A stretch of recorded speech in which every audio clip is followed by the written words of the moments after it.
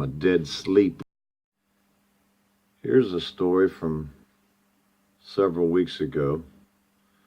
We'll be coming to court soon, Orlando area, where, let's just say, a boyfriend called in a wellness check on this lady. The police show up at her house. They crawl through a window while she's sleeping in her bed. They sneak into her bedroom and start screaming, "Show us your hands." And she doesn't comply instantly from a dead sleep with the officer's commands. They end up shooting her in the shoulder in her own house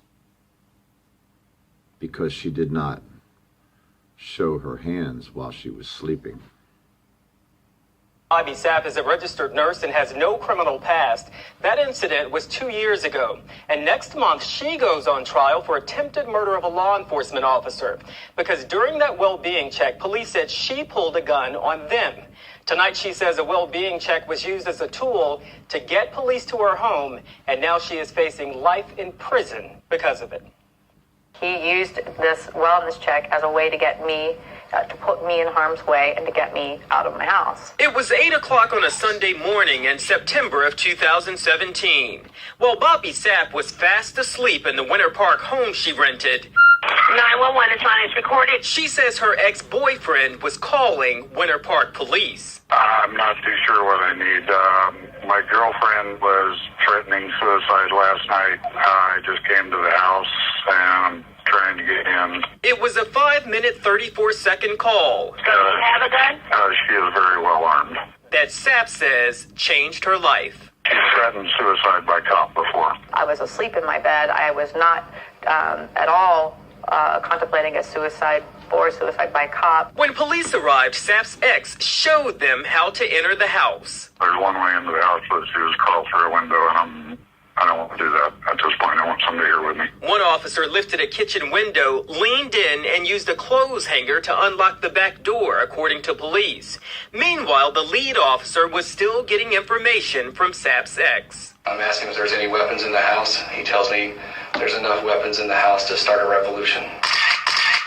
Then 3 officers made their way into the house, through the living room, and finally to Sapp's bedroom, where they see her sleeping. I'm thinking about the call, the suicide by cop before. Veteran officer Jeff Markham describes in an interview with the Florida Department of Law Enforcement what happened next. We're yelling at her to, let us see your hand, let us see your hands. I didn't have my glasses on.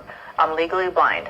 So I couldn't identify anybody. They pulled the covers off of me. At that point, when she pulled the cover, Miss Sapp immediately came up with a handgun and pointed it right at us. Sapp admits she slept with 2 guns, saying she and her ex had been in a fight the night before and she feared it was him coming back to the house.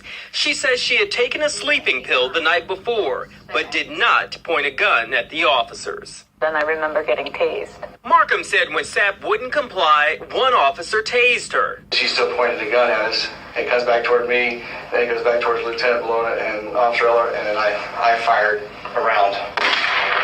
Sapp was shot in the shoulder. If I had been pointing my gun in the way that they said that I was, why didn't they all shoot me instead of just one person?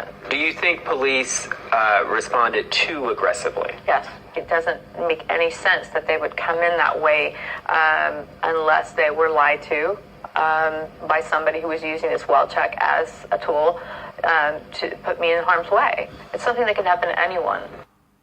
The chief said it would be inappropriate to comment since the case will be going to trial soon.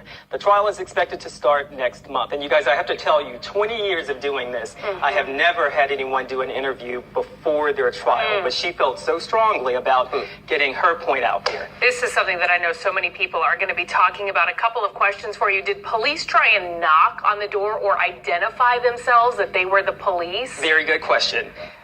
The officer said during his interview with FDLE that they identified themselves when they walked into the house.